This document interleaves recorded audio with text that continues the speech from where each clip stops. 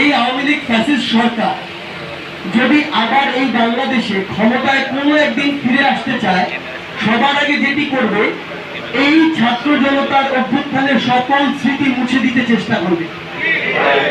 এটি যদি সামনে থাকে, তার মানুষের সামনে গলা উঁচু করে একটা কথা বলার মতো স্পর্ধা কোনদিন হবে না।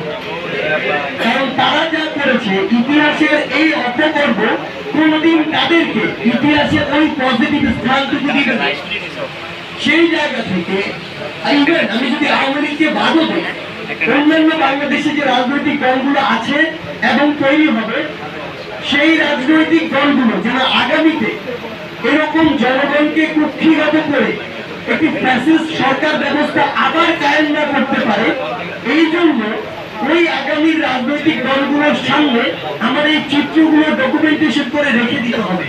কারণ যখন তারা এরকম কিছু করার একটি পদক্ষেপ নেওয়ার চেষ্টা করবে, তখন যেন তাদের সামনে আসে যে কেউ যদি ফ্যাসিস্ট সরকার কায়েম করতে চায়, তাহলে 2024 সালে কিভাবে ছাত্র জনতা তাদেরকে পতনে বাধ্য করে চুনকালি মুখে না খেয়ে দেশ ত্যাগ করতে বাধ্য করেছিল।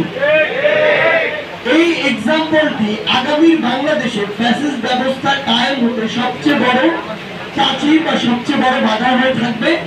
এই ছাত্র জনতার অভ্যুত্থানকে একটি স্ট্রাকচারে নিয়ে আসবে এবং অন্তর্বর্তীকালীন সময়ে যে সরকারের যে সময়, এই টাইমটুকুতে যেন কেউ বাধা না হয়ে দাঁড়াতে পারে কোনো অপশক্তি, সেই জন্য আমার মনে একটি প্রাচীর বা দেয়াল হিসেবে কাজ করবে।